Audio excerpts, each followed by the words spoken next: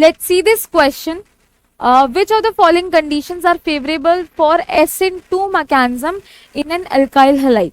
तो alkyl halide में जो जो SN2 मैकेनिज्म में हमारी रिएक्शन किस चीज पर डिपेंड करती है वो हमें बताना है। तो SN2 मैकेनिज्म होता क्या, एक बार ये बात कर लेते हैं।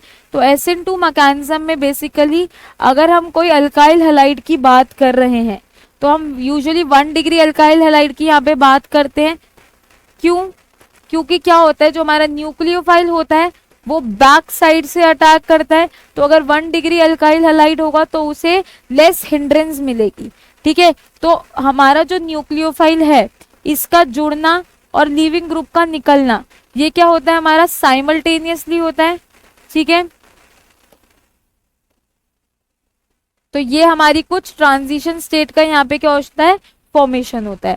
अब क्या होगा, हमारा लीविंग ग्रुप कंप्लीटली बाहर निकल जाएगा और न्यूक्लियोफाइल हमारा कंप्लीटली जुड़ जाएगा।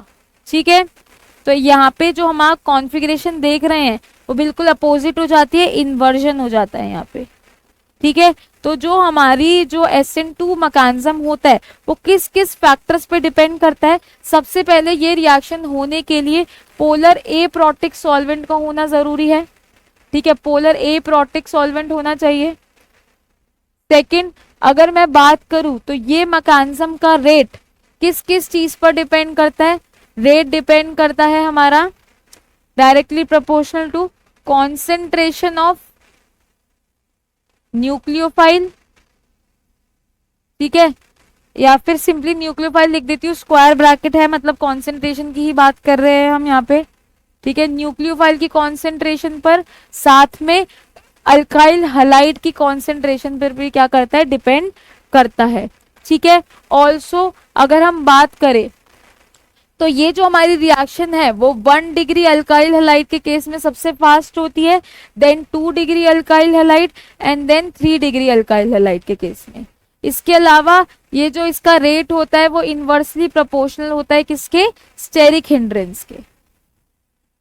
ठीक है, तो देखते हैं इसके बेसिस पे हम अपना क्वेश्चन करते हैं। पहली बात बोली है कि स्ट्रॉन्ग न्यूक्लियोफाइल की कॉन्सेंट्रेशन पर डिपेंड करेगा, कि न्यूक्लियोफाइल कैसा है उस पर डिपेंड करेगा। सो यस, न्यूक्लियोफाइल पर हमारी जो SN2 रिएक्शन होती है वो डिपेंड करती है, इसलिए जो हमारा फर्स्ट ऑप्शन है वो बिल्कुल ही करेक्ट हो जाएगा। सेकेंड बोला है high concentration of nucleophile. So yes, concentration of nucleophile पर भी डिपेंड करता है। मैंने बताया था कि रेट न्यूक्लियोफाइल के पर डिपेंड करता है, तो वो स्ट्रॉन्ग हो वीक हो उस पर भी डिपेंड करेगा। ठीक है, साथ ही साथ उसकी कॉन्सेंट्रेशन पर भी डिपेंड करता है, बिल्कुल सही है।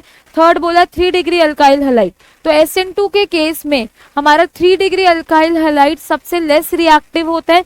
उस केस में हमारा SN1 मैकेनिज्म फॉलो होता है as compare to SN2 reaction.